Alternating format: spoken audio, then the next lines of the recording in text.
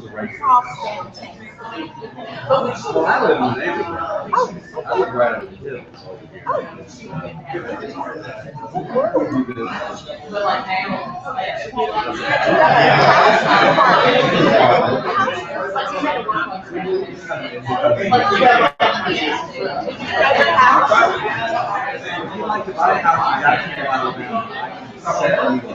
No, I'm taking away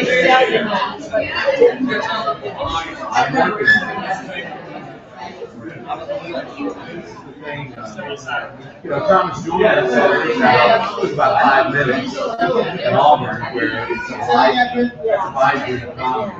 Jacksonville is stale as can be.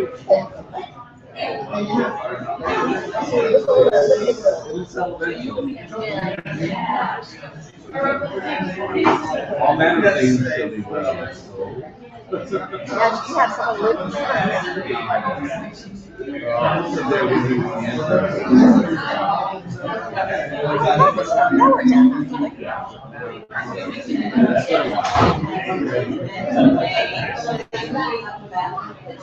You barely saw Joseph in your backyard? I have not. There you go. But remember, yes, you have something. Yeah, actually, we did that with Curate. This year on the street side, and she was like, tell me what you're doing this week. We did that. That's what happened to Kim Fields, and Mary Alice did it, and then the house sold, and she's like, just Joseph work. He goes, what? Why it's upside down? Torture. I'm not going to fool with this.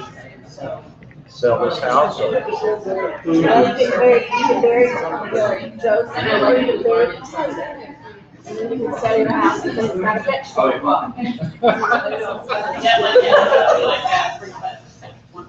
We'll see what happens. I'm ready. I'm ready to get somewhere a little more permanent.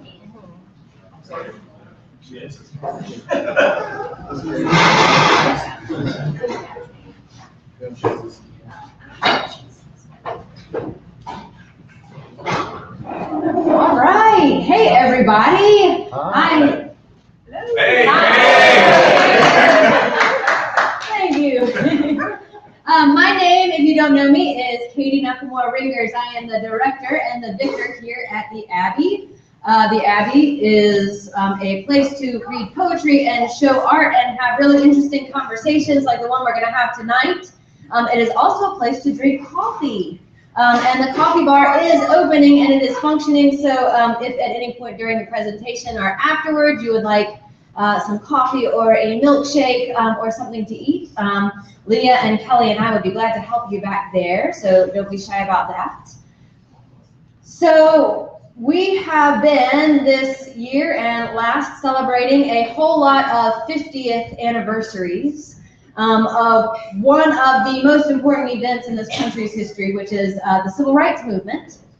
And yeah, and this Saturday we are going to celebrate yet another 50th anniversary of the death of a man named Jonathan Myrick Daniels.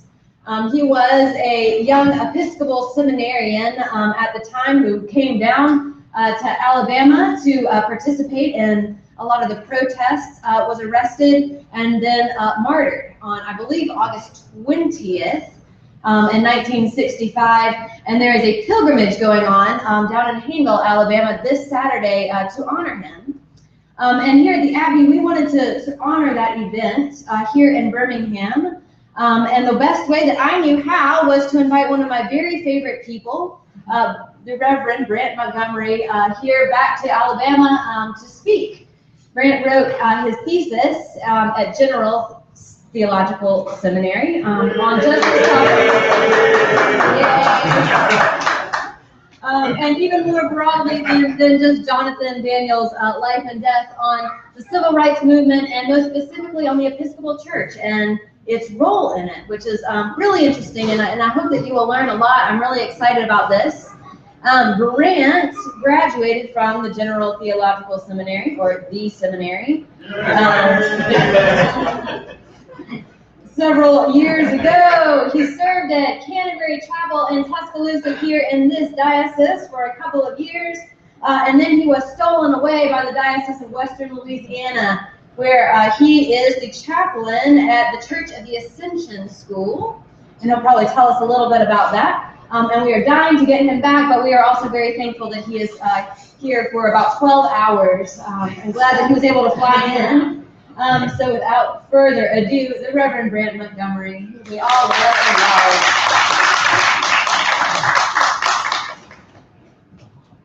Can y'all hear me without the mic? Yeah. Okay, good.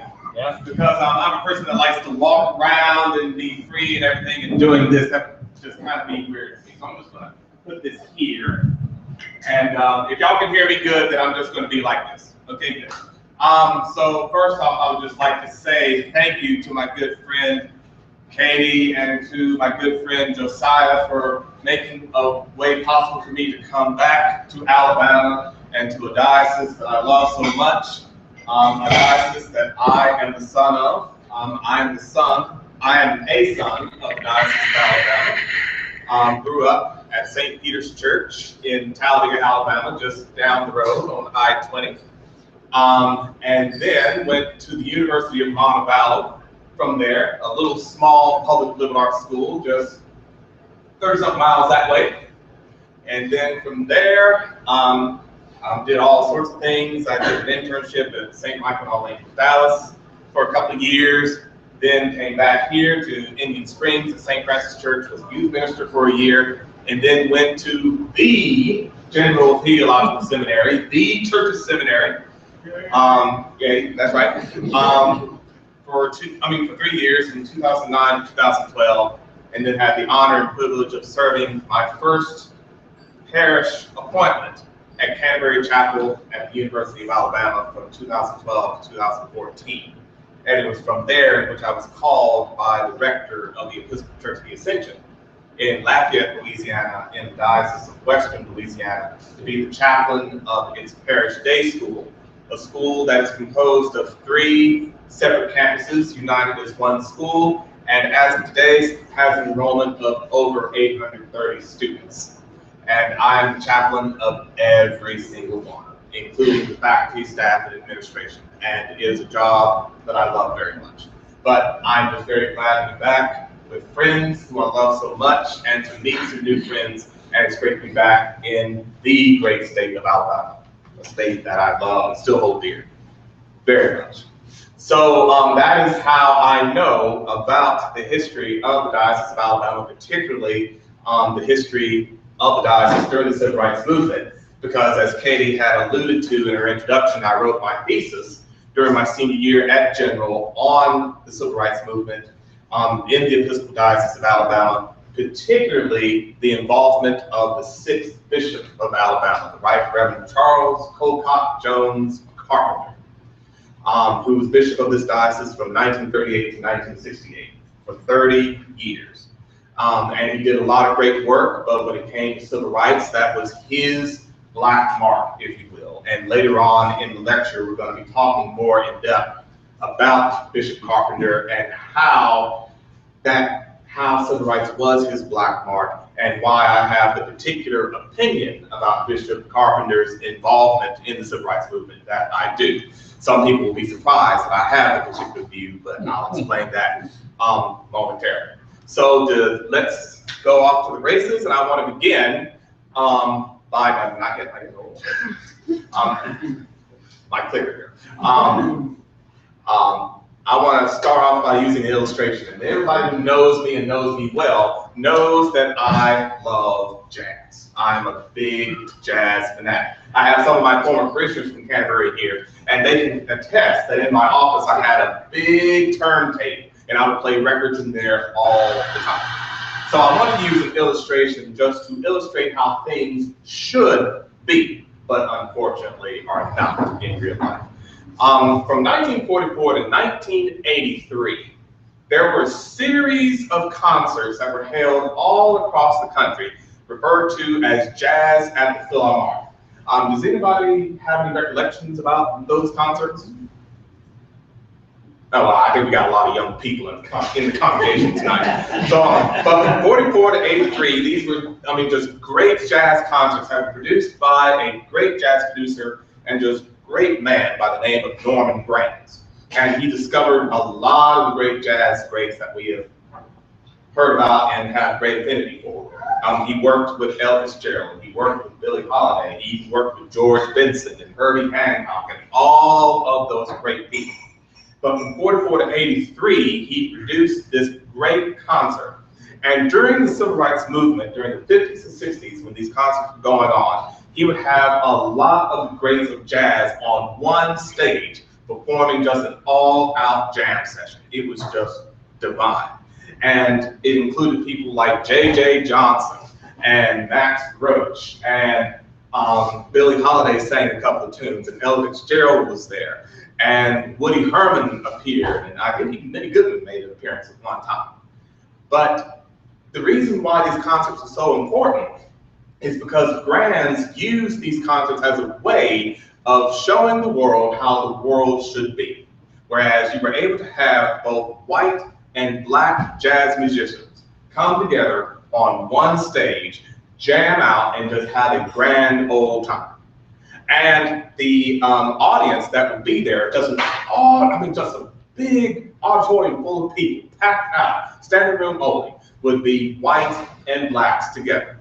And during the 50s and 60s, during the Civil Rights era, where you had in the real world just all sorts of pain, all sorts of strife, all sorts of suffering in regards to race and segregation, all these people, both on the stage and in the audience, were able to come together, not as black and white, but as one people, and they were for a time able to be transported up to a world that gave them a foretaste of how things should be.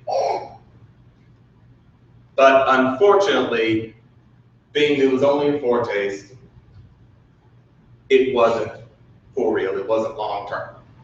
And unfortunately, the moment had to end after several encores, and people had to go back out to the real world where there was a lot of pain and a lot of strife. But for those moments, for like that 90 minutes of great concert and great music, things were the way that they should be. So next slide. So here we have the words of Ephesians 4:4-6, in which Paul tells the Ephesians church the truth about how things should be, about how the world should be.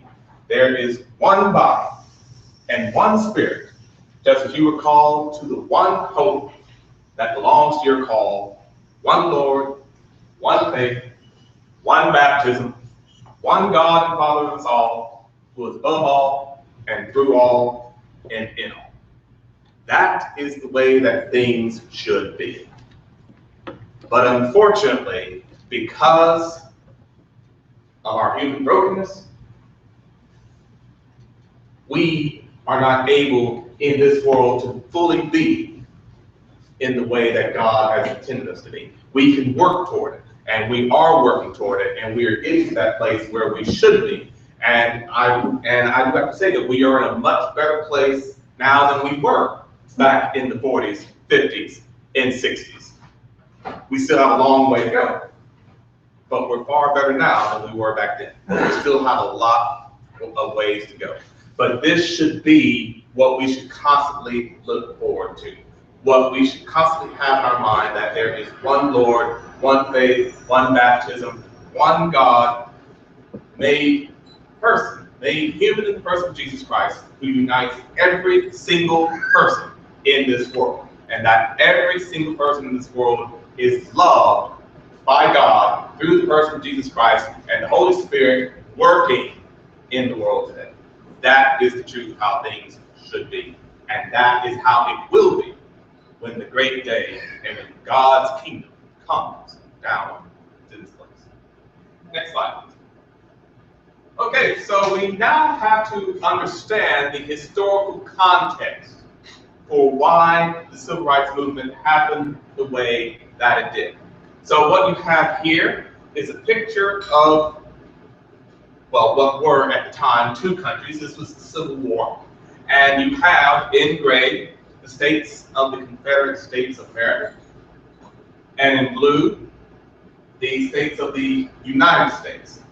So the light blue would be the territories that existed at that time.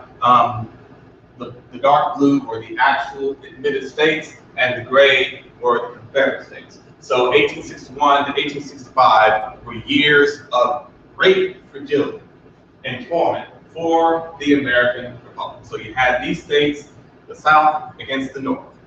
And when the North won the war in 1865, you entered into the period of Reconstruction.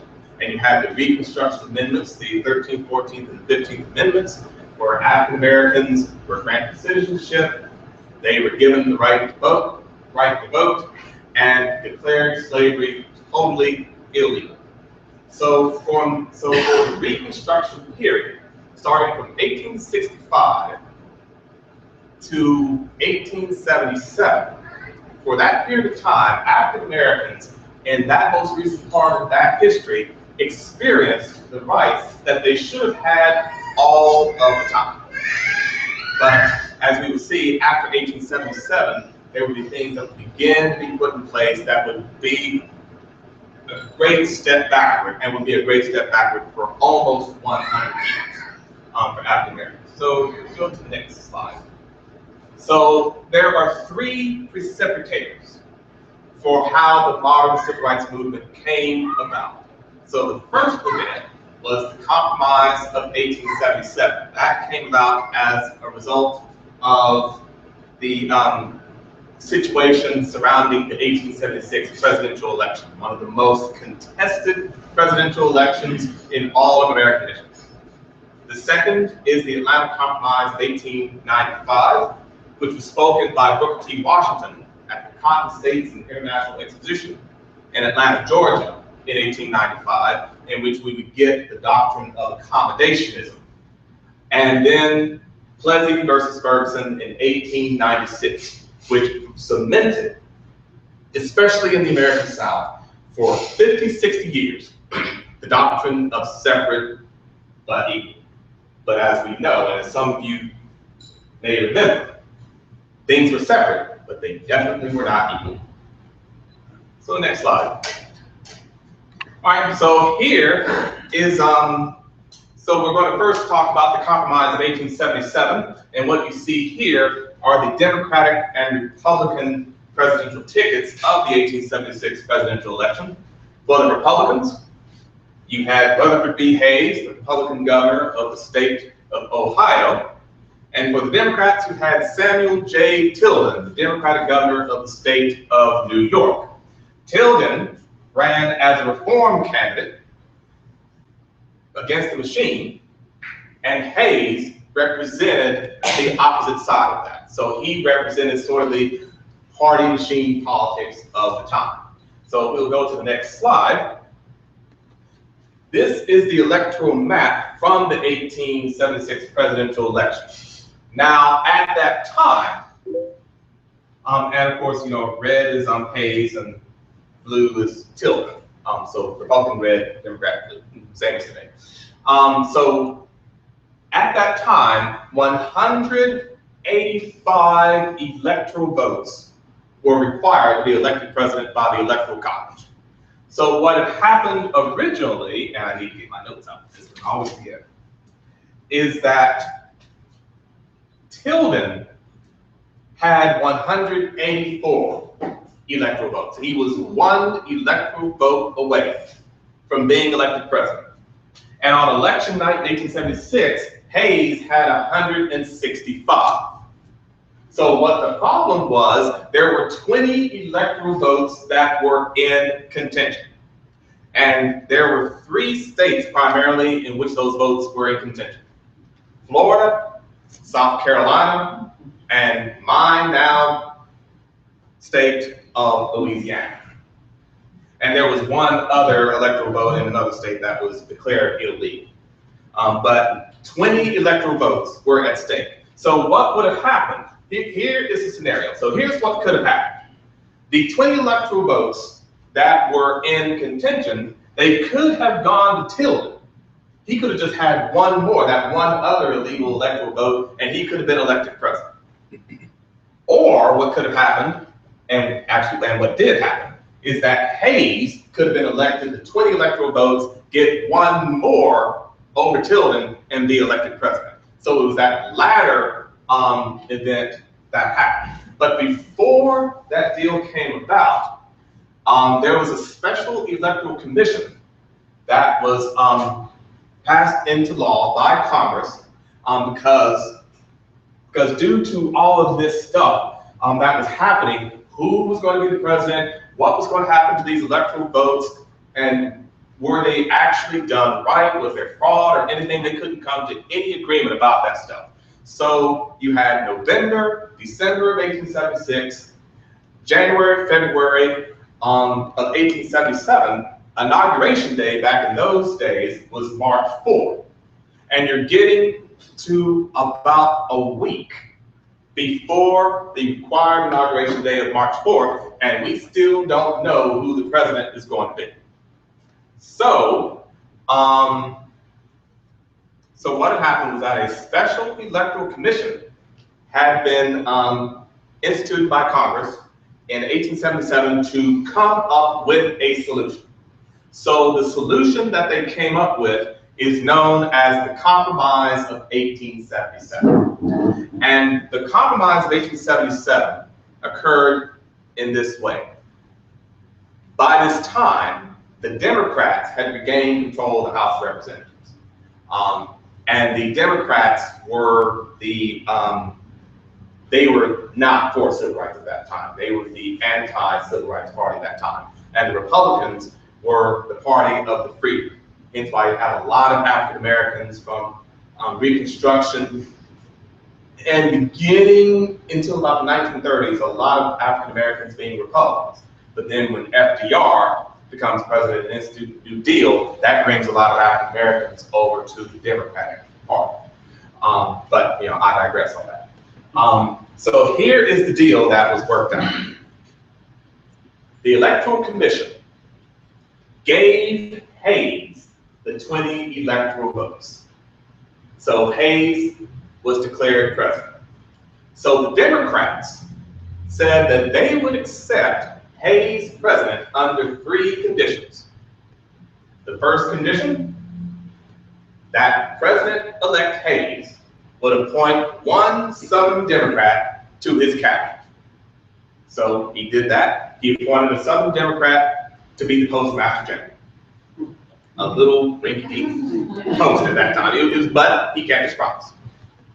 2, that legislation be passed by the Congress to institute avenues of commerce and well-being for the former Confederate states. Because with the Civil War having ended and the South having lost, their primary means of commerce was abolished.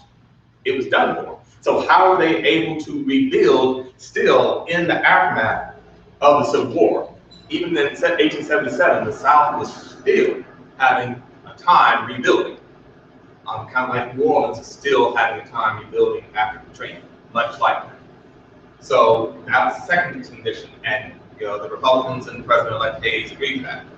And the third condition was that President Hayes not run. Well, actually, there was 4 conditions. 4 conditions, I'm sorry. But the third condition is that President Hayes not run for another term. And the 4th condition, and this was the linchpin, that all remaining federal troops in the South be withdrawn. So with the withdrawal of federal troops from the South to ensure that the rights that were given to African Americans in the aftermath of the Civil War, that with the withdrawal of federal troops, that instantly went away. So on the Republican-controlled Congresses that were in effect, they went away. The Democrats came into power, they took control, and they began to put in place a lot of disenfranchisement laws, which meant to keep African Americans from voting and having equal rights. So with the Compromise of 1877, it effectively ended Reconstruction and began the road of the South having a lot of the civil rights problems that we have for over the next century. So next slide. Right, so here is a picture of Booker T. Washington giving the Atlanta Compromise speech at the Cotton States and International Exposition in Atlanta in 1895. Now, Booker T. Washington was born into slavery in Hales Ford, Virginia in 1856, I believe. I'm trying to remember my dates correct. I think somebody's got, good, I got it psyched up. In 1856, so he was born into slavery. So when emancipation came in 1863, he was still a very young boy. But Booker T. Washington was very much into education. He really had this desire and want to further himself and to make a better living for himself. There's a very good book that actually Dr. Wells let me know about a couple of years ago, written about Booker T. Washington, written by Robert J. Norrell, called Up Through History. And it is a very good book. And after reading that book, I got a whole different perspective on Booker T. Washington, one that really evolved my view of him. And in the book, it's really good how he describes how he came into contact with a Colonel Armstrong at Hampton Institute. And it was this idea of African Americans engaging themselves in some trade in which they could build themselves up and build up their families, make a positive contribution to their society, and with that, rights would come. The majority would see that African Americans are making a positive contribution, and in time, the rights would come. So industrial education, that particular concept of industrial education became mired into Booker T. Washington's mind. And Colonel Armstrong was a very important mentor to him. And he would always talk about Colonel Armstrong and the impact that he had on his own particular education and his own formation as an educator. So Booker T. Washington founds Tuskegee University, back then Tuskegee Institute, but now Tuskegee University near Auburn. And it is still a very, very successful institution, largely due to the beginning work of Booker T. Washington. And it became the prime example of Negro industrial education in the 1880s all through the next remaining years.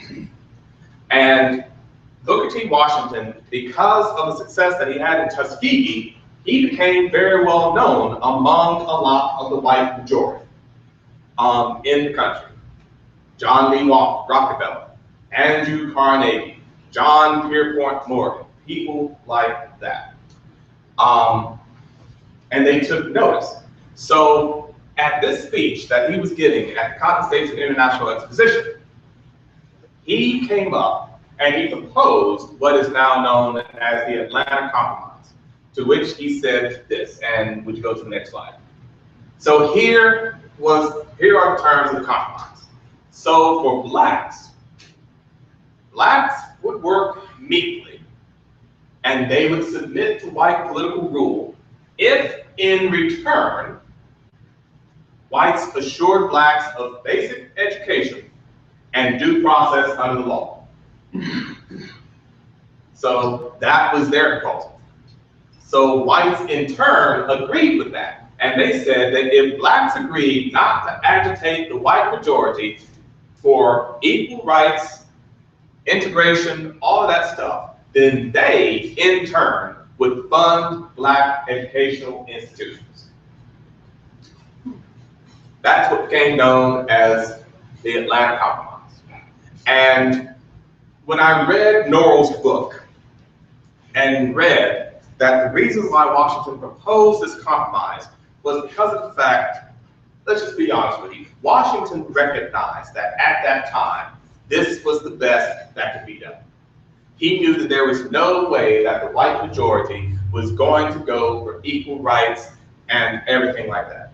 So Washington had to work within the means that he had to at the time. So after reading that and getting that other view of Booker T. Washington, my view of Washington is that maybe in the short term, that was the best that could be done. But I still feel that in the long term, it had a hugely negative effect. But I can now understand more where Booker T. Washington was coming from. And I don't have so much of a negative view of him that I used to before. So he proposed that. And for the next, until his death, in the late 19-teens, Booker T. Washington was considered to be the foremost leader of the African American race. Presidents consulted him regarding appointments of African Americans to federal positions. There was a big brouhaha, I think in 1904, 1905, when Booker T. Washington was invited by President Teddy Roosevelt to the White House for dinner. It caused a big scandal. But that's how important he was. And even beyond his death, going up until the Brown v. Board of Education decision, Washington's philosophy was the predominant view among African Americans. But until the advent of Brown v. Board of Education, that Brown v. Board of Education was about to change that. So even though Booker T. Washington proposed the Atlanta Compromise and the majority of African Americans accepted that view, could you go to the next slide, please? Thank you. You had a great debate that arose between Booker T. Washington and a man by the name of William Edward Herbert Bois, better known as W.E.B. Bois.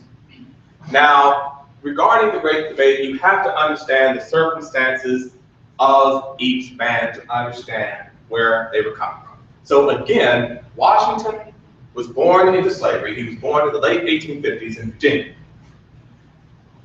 And he had to work in order to get to where he was. So industrial education, because of that, was part of his background. It was what he knew best. It was what he knew and what he felt the majority of African Americans could do to better themselves. Now, W.E.B. Du Bois is different. He was born in 1868. So he was born 5 years after the Emancipation Proclamation. Not only was he born 5 years after the Emancipation Proclamation, he was born in the North. He was born in Great Barrington, Massachusetts. So, because of that, and he was also born into a more well-to-do, respectable African-American family in the North, where he could have more equal access to the arts and to education and to the liberal arts. So because of the different backgrounds of the men, that formed their particular view. So whereas Booker T. Washington articulated the accommodationist view and industrial education, W.E.B. Du Bois stated that it was through the arts, it was through a liberal education that blacks should have the opportunity to advance themselves because knowledge was power. And he really believed that. So there became a big public debate until the day that Washington died between the two men. And one of the chapters in W.B. Du Bois's book of the Souls of Black Folk is of Booker T. Washington and others, in which he goes just against industrial education. And there were other people who joined him. They were called the Talented Ten. One other person who was part of this was named William Monroe Trotter. He was a black essayist and very well-respected intellectual among the African Americans at the turn of the century. And Du Bois, Trotter, and several other very highly intellectual African Americans and sympathetic whites, they gathered at a meeting in Niagara. It became the Niagara Movement, which was dedicated to combating the view of Washington and the industrial education view. And it was also many of those people in the Niagara Movement that would help give birth to what is now the NAACP, the National Association for the Advancement of Colored People. But that was a great debate. So those with Du Bois, they were in the minority. Those with Washington, that was the majority view. But again, in time, Washington's influence began to wane, and Du Bois' influence would begin to rise. So that is the second precipitator, the Atlantic Compromise. So next slide, please. And then the next and also pivotal precipitator for the modern civil rights movement was the decision of Plessy versus Ferguson, which was given in 1896. So the case centered around a man by the name of Homer A. Plessy, who I believe he was referred to as an octogenarian. Racially, he had all sorts of racial ancestry. He had some European ancestry, he had some Caribbean ancestry, he had some Spanish ancestry mixed in there. He was all sorts of stuff. But he also had African American ancestry in there. And the law in Louisiana was, if you had just one measly drop of African American blood in you, no matter how light-skinned you looked, you were black.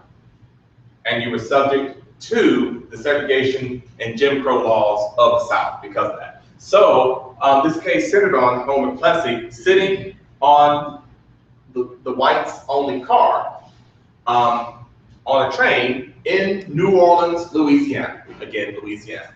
And the case made it all the way up to the Supreme Court, and the Supreme Court, which was very pro-segregationist,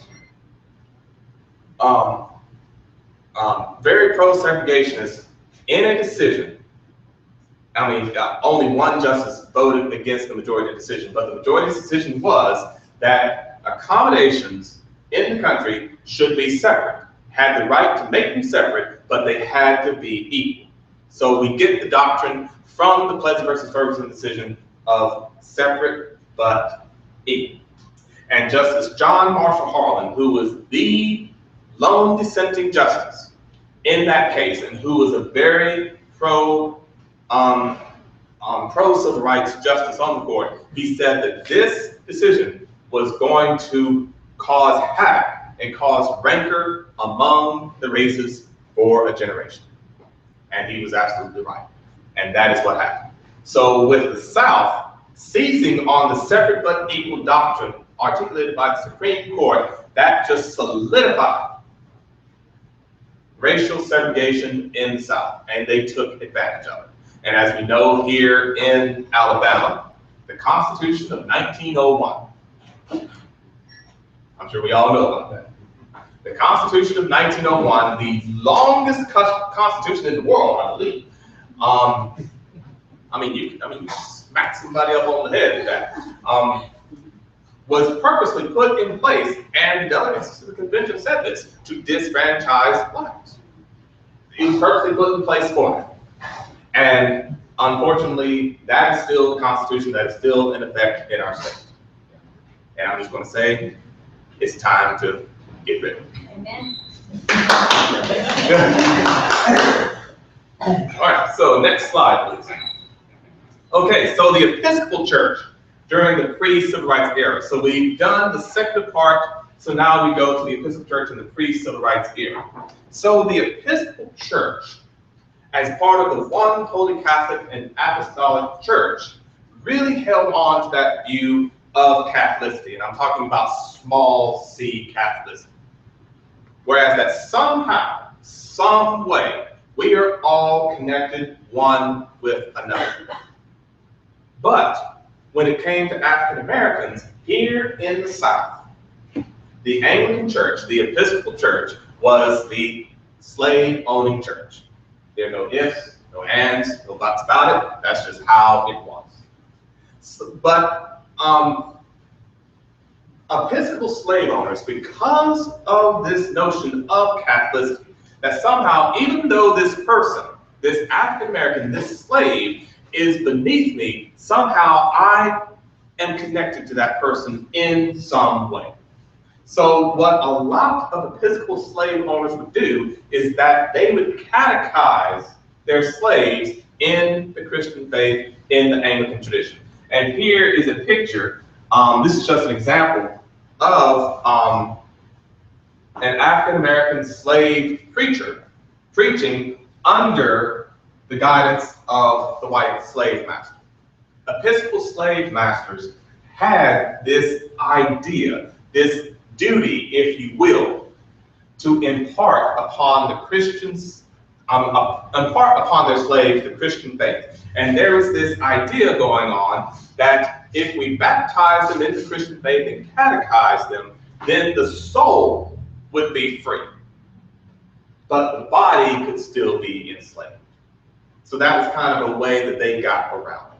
It was a very sick way of getting around it, but that's how they got around it. So there was this notion, if you will, of fraternalism within the Southern Episcopal Church, that it was our duty to help these people who are beneath us and really do not have the moral agency, if you will, to be good people on their own. We need to help them along a little bit. So Episcopal slave owners were very paternalistic in their mentality of slaves. So next slide, please. So when the Civil War ended here in the South, a lot of African Americans left the Episcopal Church. And why would they want to stay in a church in which they were enslaved, in which their slave holders made them go, and they went against their own will? So a lot of African Americans left the Episcopal Church, and it really hurt the Episcopal Church as far as missionary efforts for a long time. Even St. James African Episcopal Church in Baltimore, the first Black Episcopal Church south of the Mason-Dixon line, suffered huge membership loss.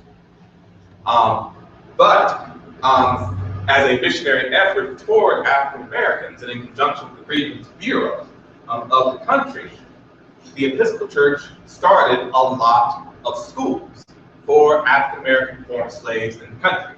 And here is a picture from about 1900 of St. Augustine's College in Raleigh, North Carolina, now St. Augustine's University.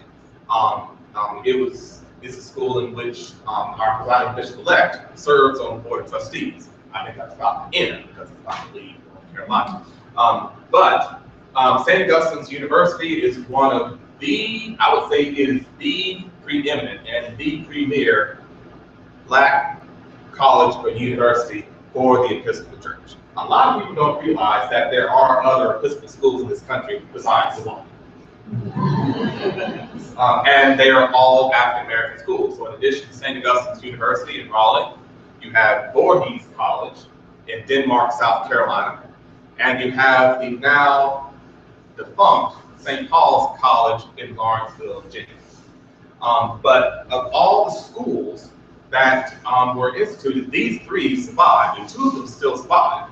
But the reason why these schools, a lot of them flopped, was again because of this paternalistic attitude that still went through a lot of former Episcopal slave owners.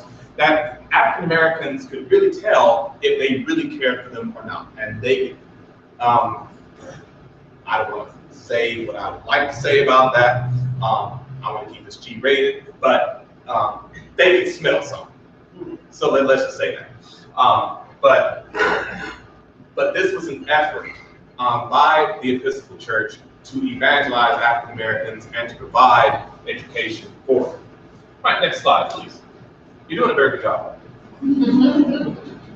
So, here is a picture, or pictures, of Henry Beard Delaney and Edward Denby. There was a canon that was being proposed by the Southern bishops of the Episcopal Church, and it was called the Sewanee Canon. And this canon was similar to what was instituted in the United Methodist Church for a long time, called the Central Convocation, in which they would group all of the Black churches in their denomination together under one convocation, and it would be overseen by a leader with oversight over a white superior. So they tried to do that in the Episcopal Church, and that was called the Sewanee Canon. Thanks be to God, the General Convention voted that down. So the Southern bishops, the Southern white bishops were like, okay, well, what are we going to do now? Because let's just be honest, a lot of them, they wanted to have African American part of their church, they wanted to have bigger numbers, but they really didn't want to deal with African American churches. I'm sorry to be airing out this dirty laundry about the Episcopal Church. This is just the history that it is. Tell it, brother. Thank you very much, appreciate it. So they came up with Plan B, which was the suffragan bishop plan. And this is how the office of suffragan bishop came about in the Episcopal Church. They came up with the suffragan bishop plan, and the plan was that blacks would be elected as suffragan bishops of dioceses with black congregations. They would be in charge of the Negro work of their diocese, but they would be overseen by white bishops. So Henry Beard Delaney and Edward Denby, they were the first two, and they were the only two that were elected under this specific plan. Henry Beard Delaney was suffragan bishop of Negro work in the Diocese of North Carolina, and his work focused mainly at St. Augustine's University. I don't know if y'all heard about this particular play and this movie that came out years ago called Having Our Say, the Delaney sisters' first 100 years. Those sisters are the daughters of Henry Beard Delaney. And they talked about the work that their father did on the campus of St. Augustine University and all the trials that he endured as a black bishop in the Episcopal Church. And he died not very long after he was elected, so he really didn't get to do a lot of good work. Henry Beard Delaney, Edward Denby, on the other hand, was around for a long time. He was elected the suffragan bishop of colored work in the Diocese of Arkansas and in the Southwest. So several other dioceses like Texas and New Mexico and all those people, they just kind of tagged on to Arkansas, said that they would share him around. And that was very hard work for him because he was hardly paid anything. He wasn't hardly given anything by the diocese for their work, but he was committed to the work. And he was a very solid Anglo-Catholic churchman, so he was a good guy. I'm an Anglo-Catholic churchman, so that's why I say that. But unfortunately, this was just another plan that was meant to relegate black leaders to a more subservient role. And even though suffragan bishops today can have voice and vote in the House of Bishops of the Episcopal Church, because suffrage, they had vote. That's not how it was back then. They had seat, they had voice, but they did not have vote. They did not have vote. All right, so next slide, please. All right, so now we begin to come to the turning of the tide, the Brown versus Board of Education decision. In 1954, I believe this was the first major decision of Earl Warren, who had been appointed about a year earlier by President Eisenhower to be the Chief Justice of the Supreme Court. And this was a unanimous decision by the Supreme Court of the United States, which declared that public segregation in public schools all across the country was illegal, and it had to be done away with. So, in effect, with the Brown v. Board of Education decision, the Supreme Court overturned Plessy versus First, and it recognized the mistake that the court made all those years before in declaring separate but equal. Overturned that decision. But in the decision, the justices said that integration of the public schools was to occur with all deliberate speed. Does anybody know what that means? It needs to happen, but y'all do it at the speed that y'all see fit.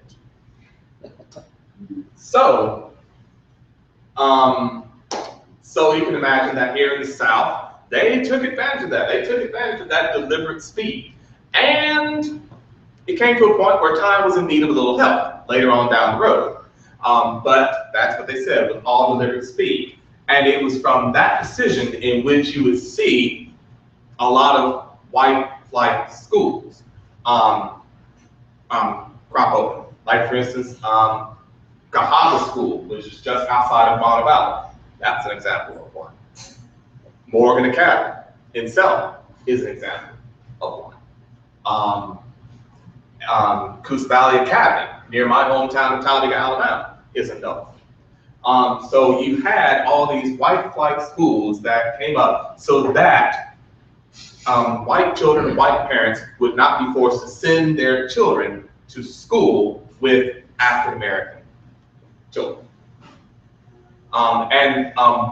But there were other schools that were established during that time, other private schools that were established during that time, that were not into that mentality. And the example I like to give for that is the school that I work for, Ascension Episcopal School in Lafayette, Louisiana. It was established in 1959 by a woman by the name of Jeanette Parker. She's still alive and she's still very much active in our congregation.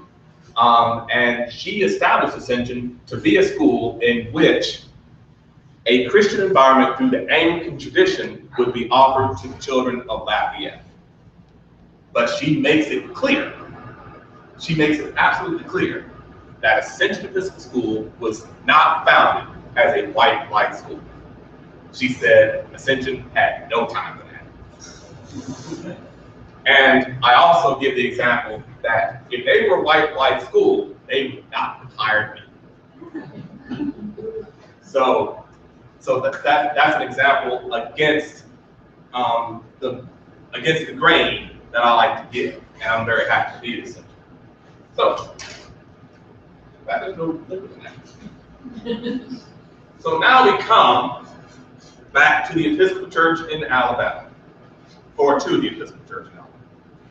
And many people in the Diocese of Alabama and a lot of older people in the Diocese of the Central Gulf Coast, because it was all one diocese until 1970, remember this man with great admiration and great affection, Bishop Charles Colcock Jones Carpenter. And this is the man who I wrote my honors thesis on at General Seminary during my senior year. Now, Bishop Carpenter was a very affable man. He was very well off. He was bishop for 30 years of this diocese. I mean, and again, more than half of the older generation of diocese, 1968 upwards, have fond memories of Bishop Carpenter. When people talk about Bishop Carpenter, you still get a glow coming from their eyes and just big smiles from their face when they talk about him, because he was that much of a well-revered figure. But he was also a product of his time. So a little bit about the background of Bishop Carpenter. He was born on September 2nd, 1899 in Georgia.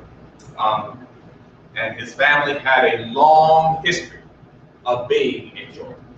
They were rice planters, starting from the late 1780s, going on before the Civil War, and the Civil War kind of got him out of that.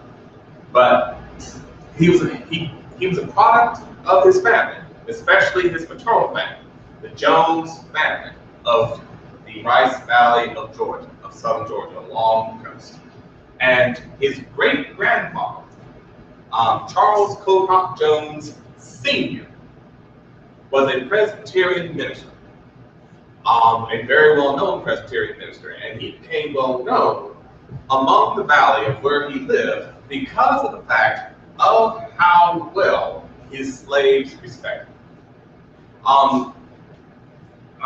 The Reverend Jones, his great-grandfather, had this paternalistic idea about him that it was his duty as their slave master to impart upon them the riches of the Christian faith, the riches of Christ's grace. So he took very seriously his role of catechizing his slaves in the Christian faith.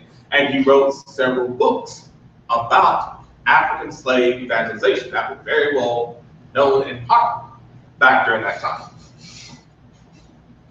But he also had this struggle going on within him about slavery. It's like what Paul says, that I know that what is wrong, but my innermost being wants to do this, and I know I shouldn't do it, and da-da-da-da. That's how his great-grandfather felt. He had this inner struggle going on within him, that he knew that slavery was wrong, But yet, because of the fact slavery was so important to the commercial structure of the southern United States, he went along with it. He knew that it would ruin southern commerce if they did not have slavery. So he was conflicted. He had this inner turmoil going within him. So from his great-grandfather, Bishop Carpenter got this same ideal of paternalistic attitude toward his African-American clergy in this diocese. And I'll go into that later about how his black clergy felt with his leadership. But from his grandfather, who he was named for, Charles Colcock Jones Jr., he got a love for the Old South.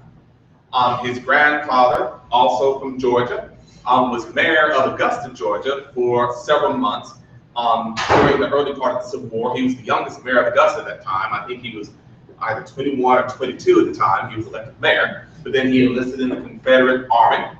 And after the Army, he was a lawyer, but he could not practice law in Georgia for a time. So he went up to New York City, practiced law for a time there, rebuilt his fortune, came back to Georgia, and resumed his law practice. But also with his law practice, he became a big sympathizer of the lost cause, of the way that the South used to be. He was one of the great glorifiers of the agrarian society that was, of the way that Southern genteel manners used to be, and of what was lost.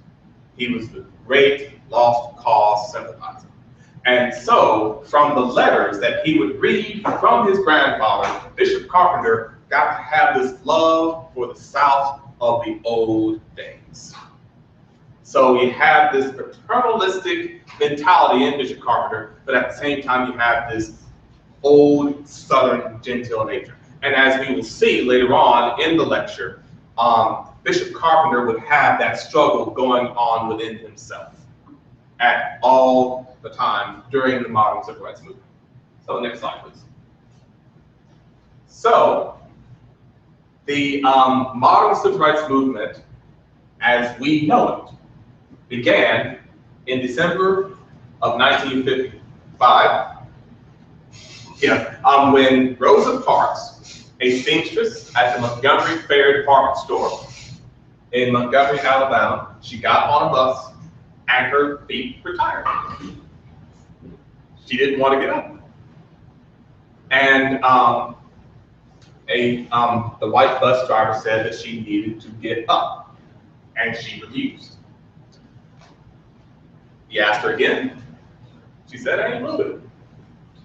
Then at that point, a white police officer comes up and says, "Ma'am, you need to move." She said, "I am not getting up. My feet are tired." And he said if she did not get up, she would be arrested. And she didn't get up, and she got arrested.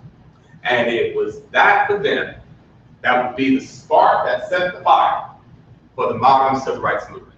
And if we go to the next slide, a couple of days after Rosa Parks' arrest and after she was bailed out of jail, the African American community of Montgomery gathered at a mass meeting. And this would be the rise of the leadership of Martin Luther King in the civil rights movement. The African Americans at that meeting, they formed what became known as the Montgomery Improvement Association, and they elected Dr. King as the first leader of that movement. Now, there was another African American leader in Montgomery whose name was Edgar Daniel Nixon, and he was very well known among the leadership of the Montgomery City and County. He was an in-your-face type of guy. And each of the movements of the civil rights movement, the Montgomery campaign, the Birmingham campaign, and the Selma campaign, they each had that guy that was in your face. And during the Montgomery campaign, Edgar Nixon was that in-your-face guy. He always ran for the Montgomery County Democratic Party Executive Committee, never won, but he always ran. He was always in the face of the mayor and of city council members at city council meetings. He was always there. So he became well known among the white leadership. So when they elected Dr. King as the leader of the Montgomery Improvement Association, they did so under these reasons. One, he was new in Montgomery. He had just gotten there just a little less than a year. So to the white leadership, he was an unknown entity. Two, as an unknown entity, he would not be viewed as a threat or cause alarm to the white leadership, which will have negotiations with the white leadership go a little bit better. Three, Dr. King was much more genteel in nature, and he was a much better orator than E.D. Nixon was. And he was young, too. He was only 28 years old at the time. He was 2 years younger than I am now. When he was in Montgomery and was the pastor of Dexter Avenue Baptist Church and became the president of the MIA.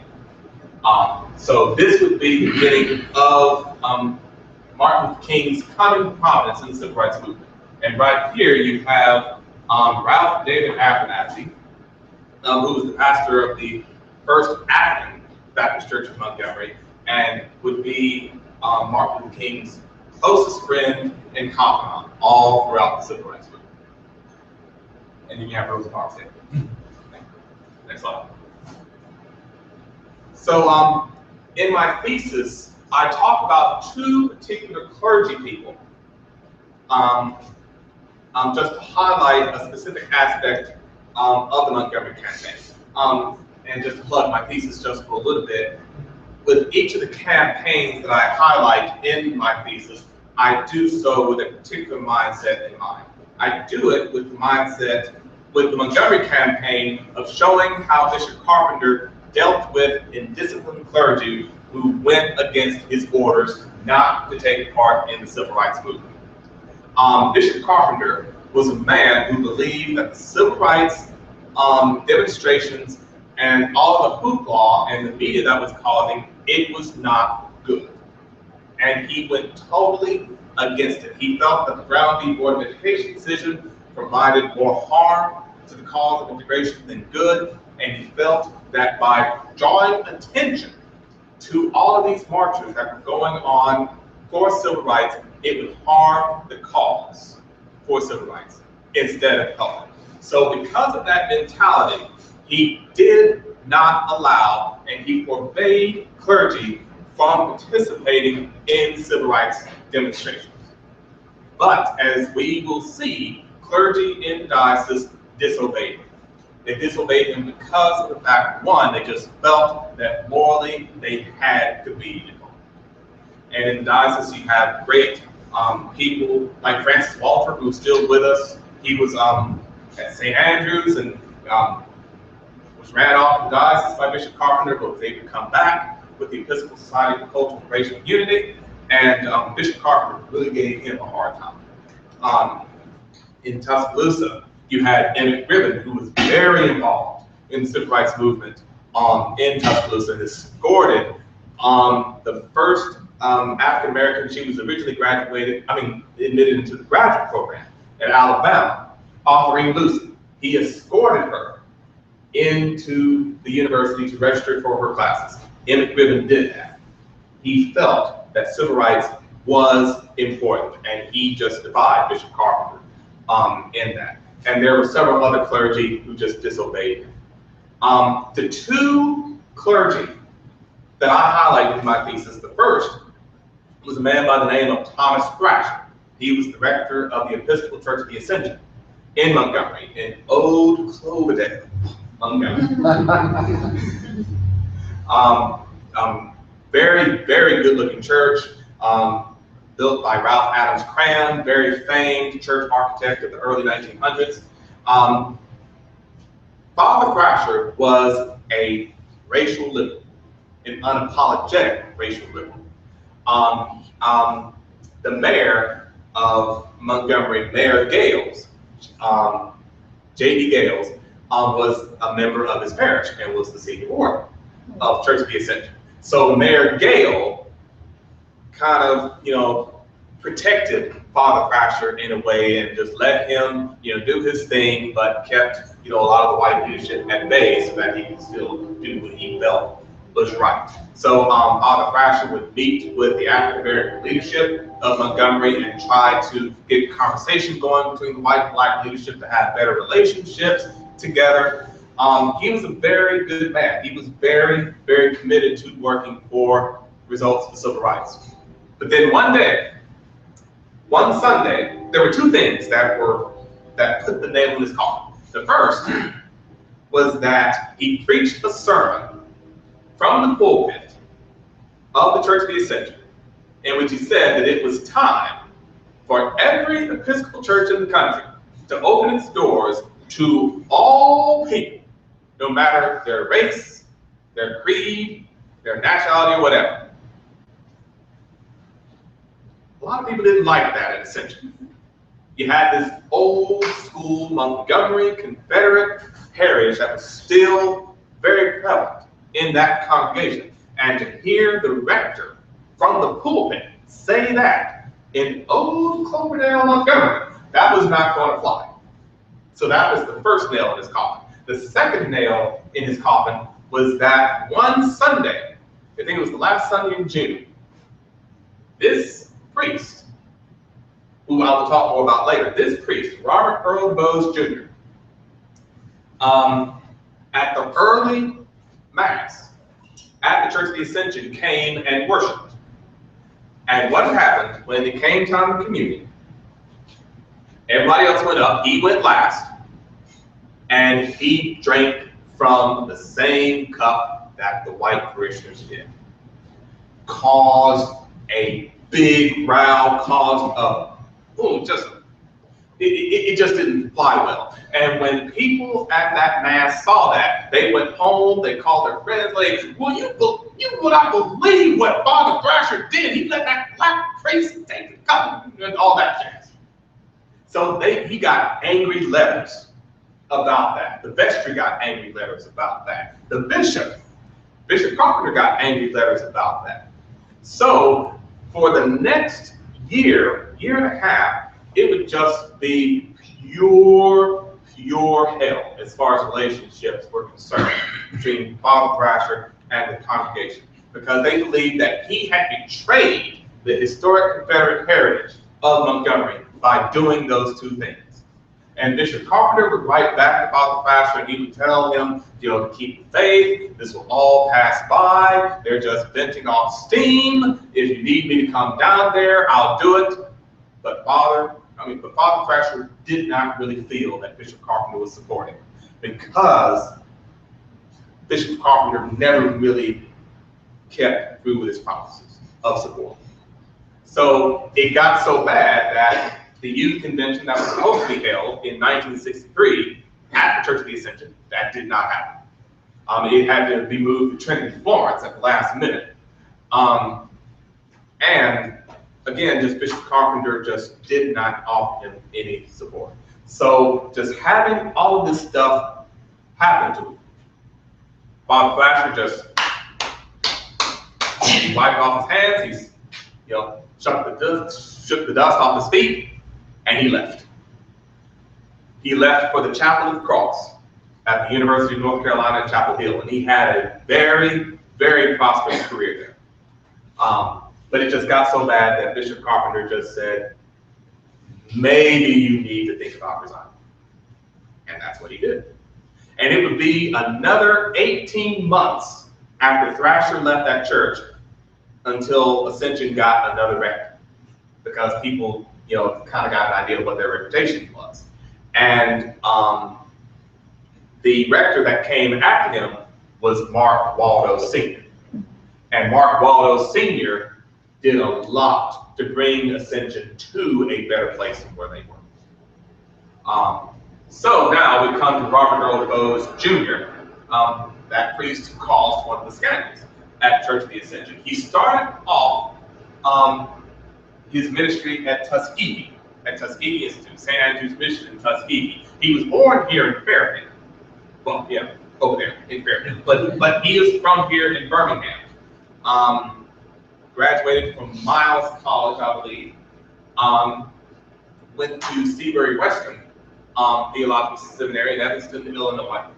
And in one of Bishop Carpenter's convention speeches in the early 50s, when they were trying to figure out how they could increase the numbers of black clergy in the diocese, Bishop Carpenter lamented that there was only one black clergyman in the diocese that he ordained, and why there weren't any more.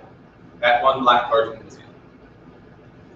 And he started off in Tuskegee, and then he went to Good Shepherd Church in Montgomery, a predominantly African-American church there. But how he became involved in the Montgomery campaign of the Civil Rights Movement was that he was elected the secretary of the Montgomery Improvement Association, which in a way went against Bishop Carpenter's dictates about being involved in the civil rights demonstrations.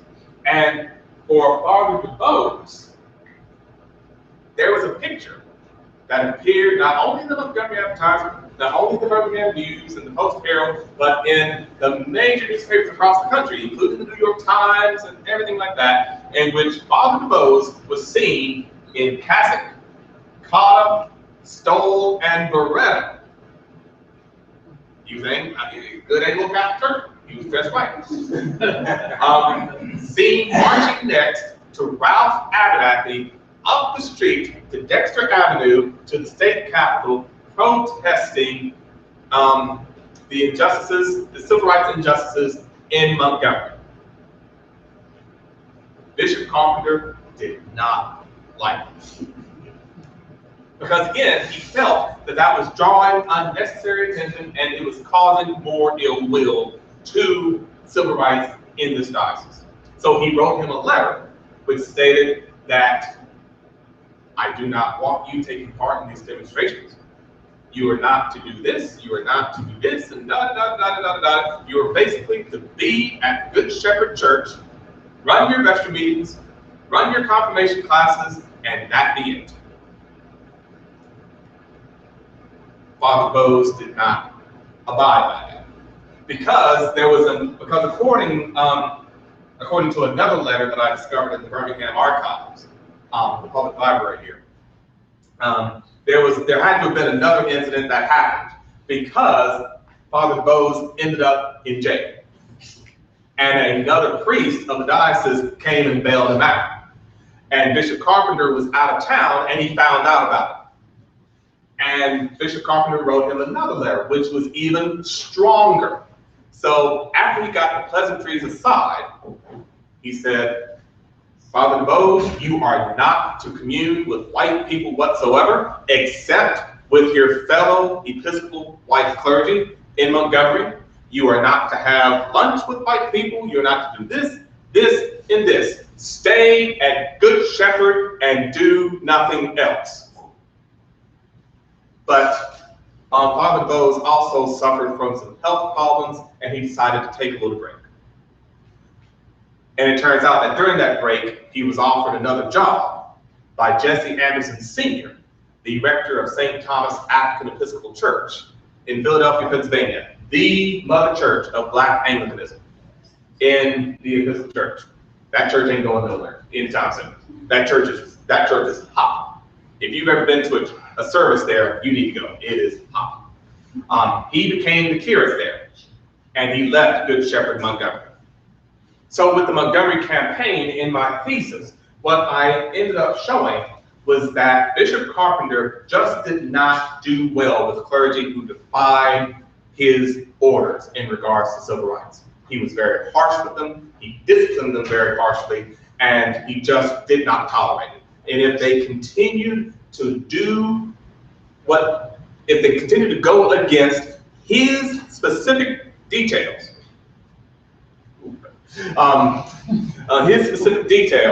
regarding civil rights, then they needed to go somewhere else.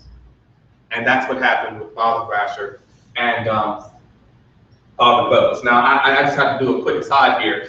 About a year ago, a little over a year ago, I got a call from Robert Earl Bois III, Father Bois' son. Somehow he found my thesis online, and he read it, and he gave me a call, and I remember it was late in the evening, before Sunday, and he called me and said, Father Montgomery, this is Robert Earl Bois III. You wrote a good thesis in which you mentioned my dad. And I just want to thank you for telling my father's story. I still am very touched and honored. And we had a very good hour-and-a-half conversation from that. So that will be a good moment for me. So next slide, please. We all know this guy. George Confederate flag behind it. Yeah. George Corley Wallace. So, going to the Birmingham campaign, George Wallace is inaugurated governor in 1963, January 16, 1963. But 4 years earlier, in 1958, he runs for governor the first time against John Malcolm Patterson, who was the Attorney General of the state. And John Malcolm Patterson, he ran on a pro-segregation ticket, but he was not originally segregationist. John Malcolm Patterson ran on the pro-segregation ticket because that's where the majority of Alabama whites were, and that's what he had to go with. In that 1958 election, Wallace was actually the racial model, and he was endorsed by the NAACP. And he lost that election. It was the first election that Wallace ever lost. And please forgive me for what I'm about to say, but I'm just quoting history here. An aide, I remember reading, an aide said that George Wallace said, "Do you know the reason why I lost that governor's race to John Patterson?" And Wallace answers, "I was out-niggered by John Patterson, and I will never be out-niggered again." Sorry about that. So, in the 1963 gubernatorial election, Wallace completely transforms and he runs on a pro-segregationist ticket. And he wins. And that is where we get, on January 16, 1963, that famous quote he will always be remembered for. Segregation now, segregation tomorrow, segregation forever. So upon hearing that, that inflamed the furor of Alabama whites for segregation. So Bishop Carpenter and 9 other white clergymen from around Birmingham and across the state, they write a letter that is called an appeal for law and order and common sense, which basically says that we don't need to get too inflamed about this. We need to let law and order and common sense prevail. We don't need to do anything rash. Do not do anything that would cause scandal. And that was published in the Birmingham Post-Herald. Bishop Carpenter, his coadjutor, Bishop Murray, were signatories in that. So that was an early letter that we got in 1963. But George Corley Wallace set the stage for how Alabama would be viewed, and still is viewed primarily by a lot of people for a long time. And I remember when I was in the Rotary Club in Tuscaloosa, one of my first meetings as a member, George Wallace came and was the speaker. And George Wallace Jr. George Wallace Jr. Yeah, George Wallace Jr. Yeah. And he tried to dance around the fact, about his father's, involvement with segregation and everything. You just can't skirt around it. George Wallace didn't do it. Luckily, he turned his life around, but it caused a lot of negative things. Next slide, please. So the Birmingham campaign came about. We get this in 1963, the Birmingham campaign, and it was primarily called Project C, C for confrontation. And if you go to the next slide, this man was the main leader of Project C, Fred Shuttlesworth. Fred Shuttlesworth was a bad man in regards to civil rights. We talked about E.D. Nixon being the in-your-face guy for the Montgomery campaign. Fred Shuttlesworth was the in-your-face guy for the Birmingham campaign. He was more in-your-face than E.D. Nixon was. Fred Shuttlesworth was oftentimes considered to be a bad man, even by those who were for civil rights, because he was so in your face, he was so committed to it, that if you were not willing to be on the front lines of civil rights, he didn't have time for you, he didn't want to have anything to do with it. And he and Bishop Carpenter had a very contentious relationship with each other because he felt that Bishop Carpenter was, in his view, an articulate segregationist, just a very well-mannered. But Fred Shuttlesworth was in your face. And for a lot of African Americans of the middle class, like A.G. Gaston and J.T. Porter, I mean, they found it hard to work with him. But at the same time, they admired him because he was so committed to the work. So go to the next slide. This is a picture from the day that Dr. King was arrested here in Birmingham for marching in a civil rights protest for equal voting rights here in Birmingham, and have Ralph Abernathy here and Fred Shuttlesworth. And in that day, this was April 11th, 1963, which was Good Friday that year. And on that day, earlier that day, there was a letter that was printed in the Birmingham Post-Herald, again written by Bishop Carpenter, Bishop Murray, and 6 other white religious leaders from around the state. And this letter was called A Call for Unity. And this letter stated that they understood where African Americans were coming from when it came to civil rights, and they could understand why they were feeling the way that they were feeling. But they said that civil rights demonstrations were not the answer. That civil rights needed to be fought in the courts, not in the streets.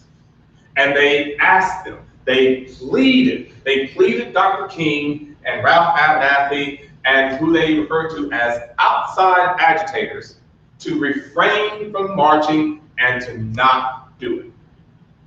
The march happened anyway. And from that march, Dr. King was arrested and was placed in the Birmingham City Jail.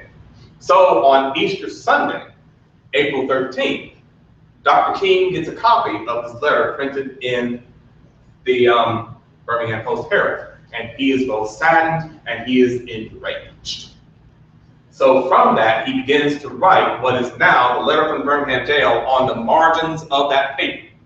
And they would smuggle in papers so that he could continue writing. And Wyatt Walker, the executive director of the SCLC, got the drafts and give it to his secretary, and they would type it out. And it was published against Dr. King's permission, by the way, in various national publications, because it ended up being the Civil Rights Manifesto. And it is still today the best piece of civil rights literature ever written. And in this letter, Dr. King says that he first off addresses the notion that he was an outside agitator. He says that, one, he was in Birmingham because he had organizational ties here. Fred Shuttlesworth's organization, the Alabama Christian Movement for Human Rights, was affiliated with the SCLC, which Dr. King was the president of. So because of that, because of his organizational ties, he came here. Two, Dr. King said that because of the fact he is a citizen of the United States of America, he was welcome in Birmingham. So he couldn't be kept out from going from where he is a lawful citizen. And three, and most importantly, he said he was in Birmingham because injustice was here. And where injustice is, that is a threat to everywhere, to everybody. So he came here for those three reasons. So that's why he wasn't an outside agitator. And he said that he felt it so enraging that these white clergymen, who he felt should have known better, were articulating for time and deliberate speed in integration and letting the courts decide how to best go about achieving civil rights. But Dr. King so politely said in his Dr. King way that time was in need of a little help. That when you have people who are in authority, who are deliberately prolonging justice from being achieved, then what other recourse do you have? What other recourse do you have? So African Americans were tired of hearing no, because in the letter, Dr. King said that no in the ear of every Negro almost always means never. So it was time, and so African Americans were tired. And they said it was time, and this is the way that we have to go about getting what we rightfully deserve. What else? What other choice do we have to do? What other choice? And at the end of the letter, he implored these white clergymen to join in the cause. And of course, Bishop Carpenter, when he read the letter, he told his young coadjutor, Bishop Murray, this is what you get when you try to help out the situation. Sometimes it just doesn't do any good. So we'll go to the next slide. So Bloody Sunday in Selma, Alabama. This was they celebrated the 50th anniversary of this earlier this year. It was a very big celebration. The president came. It was a very, very great commemoration. And of course, we all know this day. This is the day in which civil rights protesters in Selma, Alabama, by efforts of the Dallas County Voters League and the Student Nonviolent Coordinating Committee ran by Stokely Carmichael and Congressman John Lewis of Georgia. They organized this march from Selma to Montgomery to advocate for voting rights. And it was on this day in which Governor Wallace, who did not want this march to occur, empowered Alabama State Troopers to cease the march in any way that they saw fit. So they had billy clubs, some of them I think even had billy clubs with barbed wire on them, and they went against these poor, defenseless marchers who could not defend themselves. And it was just a horrific day. So if we go to the next slide, here enters Jonathan Myrick Daniels, an Episcopal seminary from the Episcopal Divinity School, or Episcopal Theological School at that time, in Cambridge, Massachusetts. He is an Episcopal seminarian, and he hears Dr. King make a plea for sympathetic whites to come to the South and to come to Selma and to aid in civil rights efforts. So it was during Evensong, a couple of days after he heard that, in which the second lesson, in which he was hearing the canticle after the second lesson of Evensong, the Magnificat, that song of Mary that we all have heard at one point. My soul magnifies the Lord, and my spirit rejoices in God, my Savior. One of the most beautiful pieces of scripture that you will ever hear. And it was after hearing the Magnificat and being reminded that Mary said yes to the will of God in bringing the infant Jesus, the incarnate Lord, into our midst. He said that he knew that he had to go to Selma. And by the way, I think it's very important to note that this Saturday, when the Diocese of Alabama is celebrating the 50th anniversary, or commemorating the 50th anniversary of the martyrdom of Jonathan Daniels, that day, August 15th, will also be the Feast of Our Lady, in which the gospel for that day will be the Magnificat. I think that is God's work at hand there. No other, you just can't beat it. So Jonathan Daniels, he comes to Selma and he gets right to work. And one of the things that he did here in the diocese was that he pushed St. Paul's Episcopal Church. We go to the next slide. Here is St. Paul's Episcopal Church in Selma, Alabama, in its modern day look. But St. Paul's Episcopal Church in Selma was one of the most powerful, most influential churches in the Diocese of Alabama during the Civil Rights Movement. It was also the most pro-segregation parish in the diocese. And Jonathan Myrick Daniels, as part of his activities, he would gather a group of integrated worshipers, and he would go with them to St. Paul's Episcopal Church. And they would deliberately integrate the congregation. They would sit in the back, but they would integrate it. But at that time, St. Paul's and a lot of other white Episcopal churches, they had rules in which that basically ensured that the congregation would be all white. St. Paul's and a lot of other white Episcopal churches and a lot of white churches, period, they would have welcoming committees that would gauge who would be coming in to the congregation. So T. Frank Matthews, who was the rector of St. Paul's at the time, he wrote a letter to Bishop Carpenter saying that this young seminarian from Massachusetts is here and he's been, bringing these people here and da-da-da-da-da, what should I do about it? And Bishop Carpenter said, if he causes trouble that is beyond the norm, then I will call his bishop and tell him to get him back up to Massachusetts. So, Jonathan Daniels still came, and during this time, the General Convention of the Episcopal Church, they passed a canon which states that no member of the Episcopal Church who is in good standing, and no matter what race they are, all members of the Episcopal Church in good standing should not be denied admission to worship in any parish. That was in 1964. They passed that canon. So St. Paul's, being an Episcopal parish, had to obey the canon.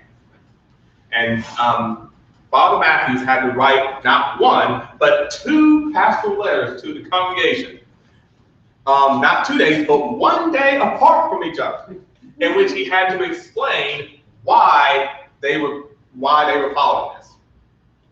He said, we are Episcopalians, this is what the church has willed, even though some of us may not like this, we have to do it.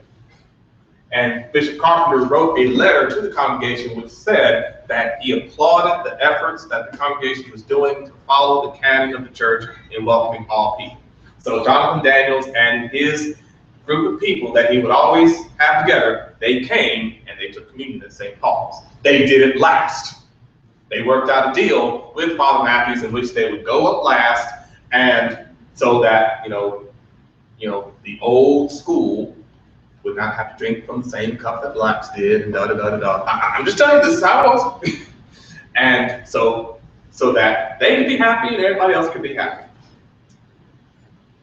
But Jonathan Daniels was also very much involved in the fight for voting rights with the Dallas County Voters League. And his efforts got him and Ruby Sales and several other compatriots arrested and put in the Dallas County Jail in Hayneville. I'm gonna tell you, that was a messed up place. I've been there several times, and just the deplorable conditions of that place. It was just all sorts of beneath human dignity. And then one day, several days after they were in prison, they were mysteriously released.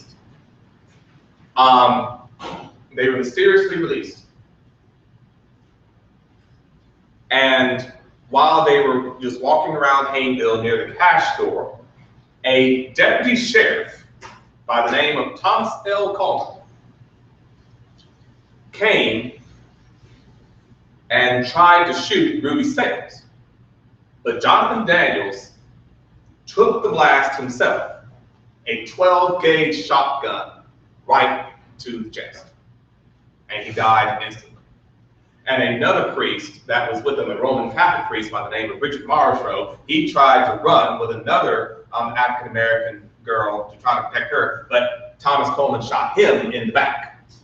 And he had to have significant recovery time. He went to Chicago for that, and he had to come back to Hayneville to testify in the trial for Thomas Coleman. And Thomas Coleman had a trial, but it was an all-white jury, and he was acquitted within 10 minutes after the trial was over by an all-white jury. People within the Episcopal Church were livid. The majority of the Episcopal Church was livid over that decision. Now, with the Selma campaign, what I did was to show just the disconnect between Bishop Carpenter here in the South and northern, more racially liberal Episcopalians. Because Bishop Carpenter again said to all these people that were coming down to these demonstrations, you are causing more harm than good. Do not come down here, stay where you are, Do not cause any more havoc. But they did not listen to that. Even bishops of the church did not obey Bishop Carpenter's his advice. Because in the Episcopal Church, for those of you that don't know, there are rules in place that if a bishop comes into the territory of another bishop, you do the polite thing and you let them know that you want to be here and da-da-da-da-da-da-da. Bishop Carpenter said do not come, but they came anyway. And one of those bishops that blatantly defied Bishop Carpenter was the presiding bishop of the Episcopal Church, Bishop Hines. They felt that this was the right thing to do. So you had the presiding bishop, John Hines, come. You had the dean of the Washington National Cathedral, Francis Sayers, come. You had all these high-profile Episcopalians come. And you had prominent Jewish leaders like Abraham Heschel come and march alongside on the front lines with Martin Luther King. What Selma did, it made the country have a much heightened awareness for the need for civil rights and integration, and that we needed to come to some solution now. And it was from Jonathan Myrick Daniels' martyrdom in which people from the country began to call Congress and call on the president to stop stalling. Of course, President Johnson was very pro-civil rights, but they said Congress needed to stop stalling on the civil rights legislation and pass the Voting Rights Act of 1965. And that came about much faster, sadly, because of Daniels' martyrdom. He died for a good cause. And he's basically, I very much consider him the patron saint of the Diocese of Alabama. I think a lot of people here would agree with me on that. So next slide, please. So here's a picture of Dr. King with President Johnson after the signing of the Voting Rights Act of 1965. So again, 1865 to 1965, you had a moment in which blacks had the rights that they deserved, but then it was left. I mean, it was done away with in 1877, and it wouldn't be until 1965 in which African Americans would have fully the rights that they were given and that they were assured of after the end of the Civil War in 1865. It took a century. It shouldn't have taken a century, but it did. But thank goodness that it did. So the next slide, please. And then, of course, Dr. King is assassinated in Memphis on April 4, 1968. And this is the famous picture of King lying down there. He was shot in the neck, I believe. And you had a young Jesse Jackson and several other people pointing to that direction of where the killer was, or where the killer was. And the night before, if you haven't heard Dr. King speak, I've been to the mountaintop the night before, that was a powerful speech because it reminds me of being in the Holy Land at Mount Nebo, where Moses was, where Moses was told that he would not enter into the Promised Land. He saw it, but he would not enter. And Dr. King said, I may not get there with him, but I'm here to tell you tonight that I have seen the Promised Land. So he saw it. He knew that it was coming, but he also knew that there was a big chance he would not make it. And this happened the next day after that. Next slide, please. So there has been progress that has been made in the Episcopal Church. Since the time of the Civil Rights Movement, we've had an African American elected as president of the House of Deputies. We've had an African American woman not only be the first woman bishop in the Episcopal Church, but the first woman bishop of the entire Anglican communion. We've had a lot more black deputies elected to the General Convention of the Episcopal Church, and just this past General Convention, we had elected the first African American presiding bishop, Michael Curry, the 11th Bishop of North Carolina, who on All Saints Day will become the 27th presiding bishop of the Episcopal Church. That was a historic moment. So there has been progress made. Next slide. But then, that begs the question, where do we go from here? We've made a lot of progress, but we still have a long way to go. Obviously, the shootings in Ferguson, the shootings in Charleston, all of the racial police brutality that we've seen, there hasn't been enough work done.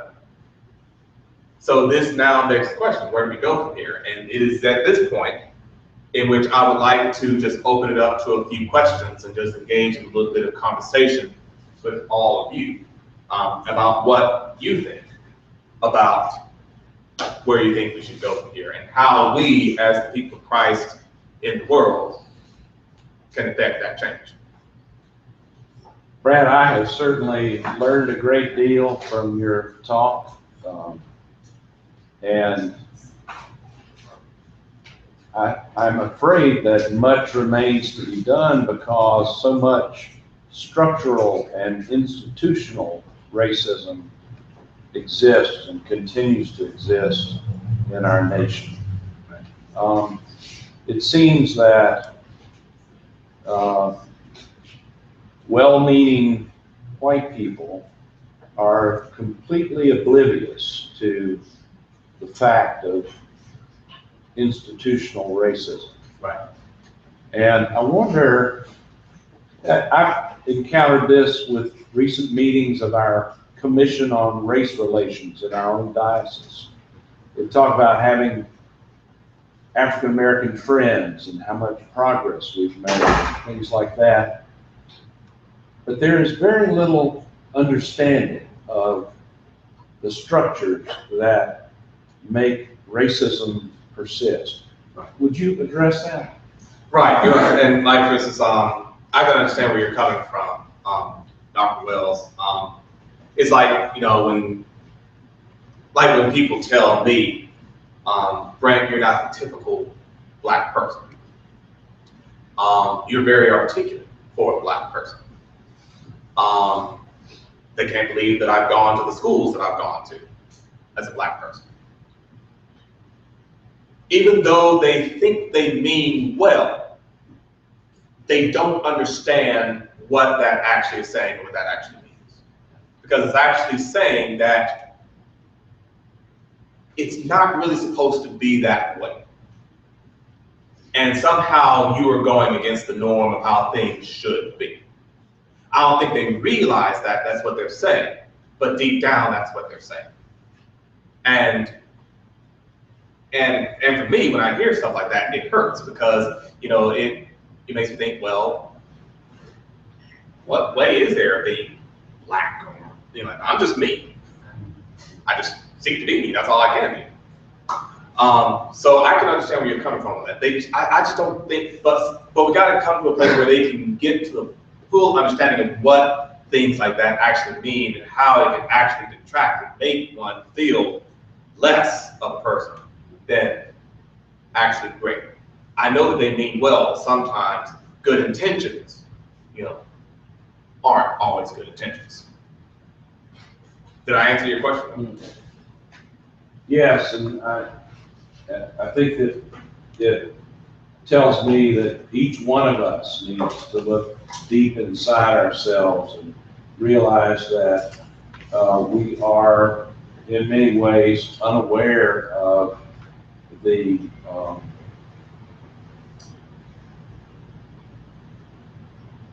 racism in ourselves. Right, exactly. When we own it in ourselves, we're better able to deal with it. Yes? I have a question. Yes. Has there been any official call to action in these recent events from the Episcopal Church to call the church to, in a very active way, participate in, for example, the Black Lives Matter? Well, as far as the Black Lives Matter movement, the Episcopal Church, I don't think has said anything official about that. But what the Episcopal Church did do at the last Sloan convention is that they had a big budget line item, added to the budget of the church dedicated to racial reconciliation work. And I think under the next presiding bishop, that's going to be a big, big thing. That's good. Yeah. That was a major addition to the budget. Yes, ma'am. Okay, I'm only 17, so I'm like, kind of. But what really worries me in today's youth is the fact that a lot of people just kind of assume that civil rights movement has ended, and when it has not. Right. Which I know, I'm Right. barely very much. Right. So That's good, I was too. I like talk to people and they're like, oh, we don't need to do anything. Yes, we do. Right. Like, so how would you like suggest that we work with that or whatever? Like, Well, I would say just continue raising the voice about it. Because again, if Charleston and Ferguson have taught us anything, it's that racism is far from over.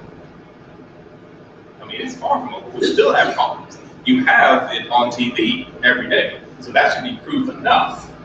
And you know, the Tea Party movement, with a lot of the racial language that you've seen against our president.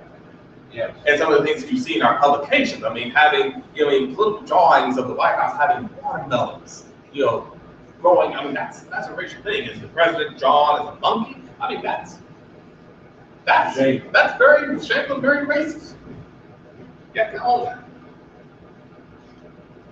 Yes, again. Sorry, I have a second question. I was wondering, the second part of my question I wanted to ask is, in what ways can we as a church in Alabama, especially as our diocese, instead of being the diocese that was against it completely, how can we be progressive diocese? How can we be in front of everybody? How can we be an example to everyone else? Well, I think the Diocese of Alabama over the last several years has worked very hard in that. And I would say, I mean, like for instance, I can now go to St. Luke's in Mountain Brook and St. Mary's on the Islands and Birmingham and not be afraid that people would, you know, shun me out or anything like that. I don't have that fear anymore. So the people of the Diocese of Alabama have come a long way. I gave a lit talk at St. Paul's, Selma a couple of years ago. The Powells invited me, and that was a big moment, I think, for that church, to have me, an African-American priest, there. But that just goes to show how long away that parish came. And the presiding bishop-elect is going to preach at St. Paul's, Selma the Sunday after the pilgrimage. So that goes to show, again, how far they have come. So Alabama has come a long way, and with it having come the long way that it is, it can be an example of how it has progressed, and to show that to all the rest of the people of the state.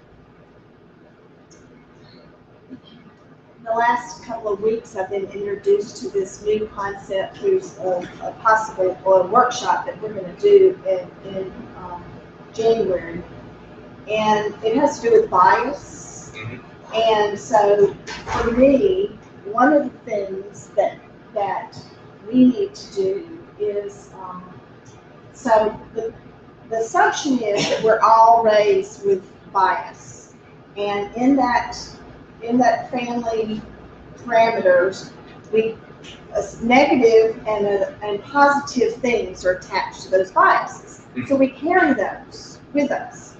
So one of the things that I think that we have to start doing is we have to do away with that, or have to look within ourselves, because to me it also speaks to being judgmental. And so we need to learn to give people the benefit of the doubt and smile at people and try to be, as Jean Louise says in Go Set a Watchman, be colorblind. Right. You know, try to not focus on, you know, oh, this person has a hole in his shirt and this person doesn't, but just really focus on, you know, what does that person bring to my life? What can that person teach me about myself? So you know, like I said, there's a lot of work we need to do personally, I think, but having difficult dialogues. And it's so curious, because one of my observations about you was that you gestured to James about you know, didn't want to use that word. And so I hope that as he grows and continues, that won't even be, you know, something that he hears at all. Right. Like, I remember struggling because my father still used that word when our children were young. And, you know, Wells and I said, you know, you got two choices here. You can stop using that word and we'll come visit you.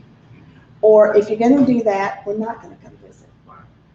And of course, he made the decision that he wanted to see his grandchildren. That didn't mean that there wasn't other bad stuff that went along. But I will never forget in second grade when Jenny Warren came home to me and said, did you know that Miss Sudeth, which was her second grade teacher, was black? And I said, who told you that? Because obviously it had occurred in a setting where that had been somehow, her character or her position had been diminished because she was a different color. I said, it doesn't matter. Right. Because we had never talked like that. We had never, introduced that concept of, oh, some people are better because of, even though Wells and I certainly have benefited from white privilege. We got a lot of, and we need to have those difficult conversations. And as white people, we need to feel uncomfortable. Right. Because African Americans have been uncomfortable for a long time. Right. So if we just feel a little bit of what you have gone through, we deserve it. We deserve a lot.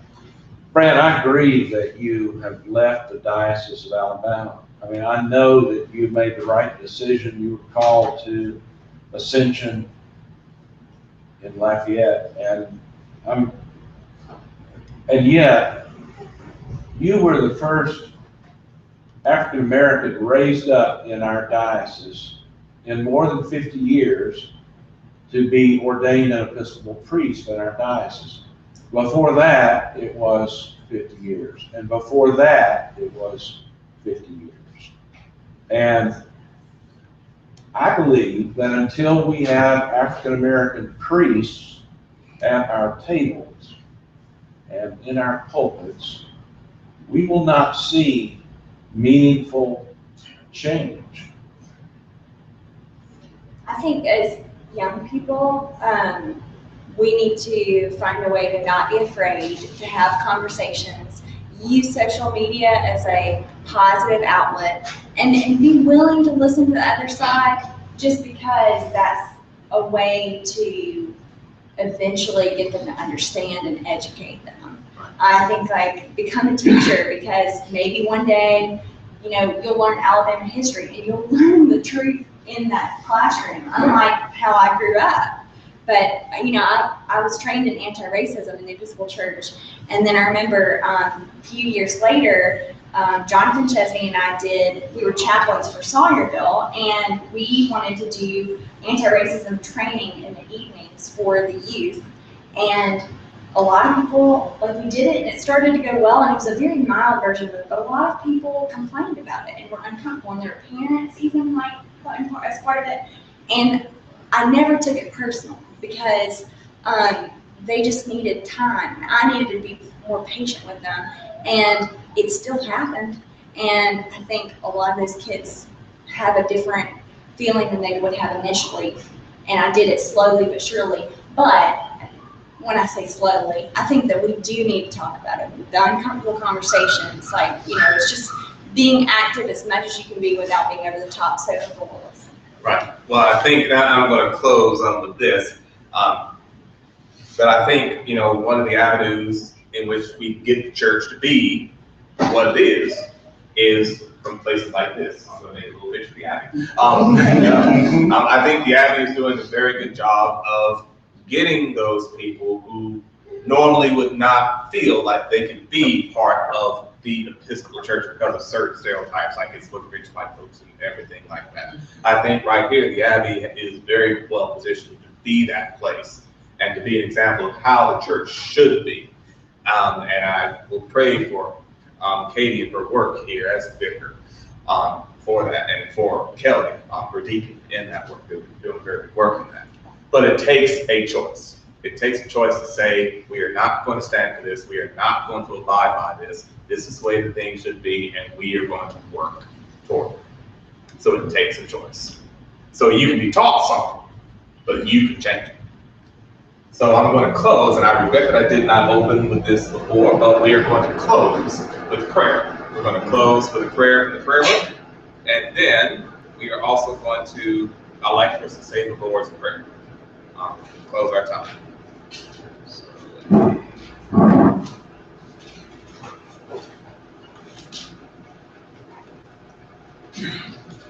find it here.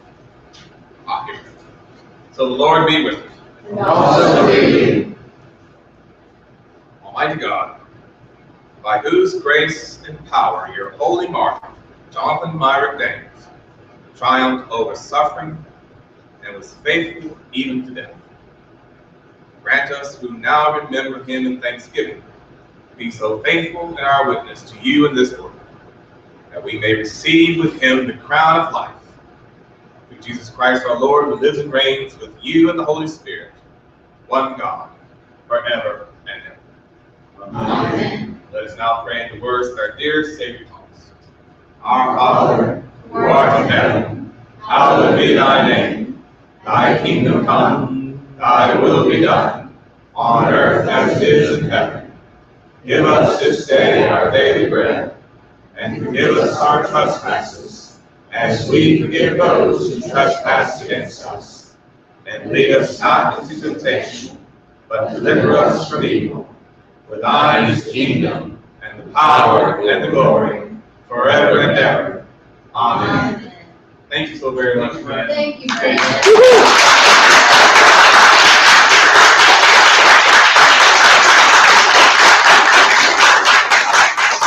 Thank you to all of you for coming. Please know that I love each and every one of you very much, and you all be very much to be so thankful. If it's your first time at the Abbey, we sure hope it's not your last. So if you want to keep up with other events we have going on, there's a sign up for our e-newsletter. You can also follow us and find us on Facebook when we post events. So thank you all for coming out.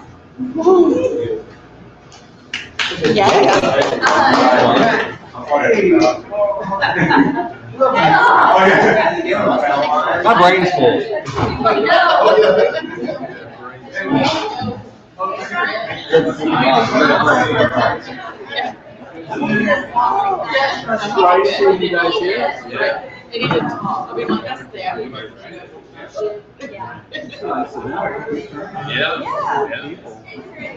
I recommended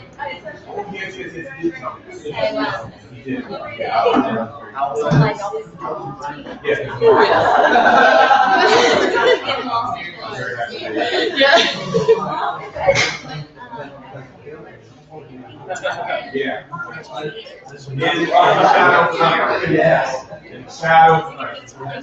But thank you very much. Steve.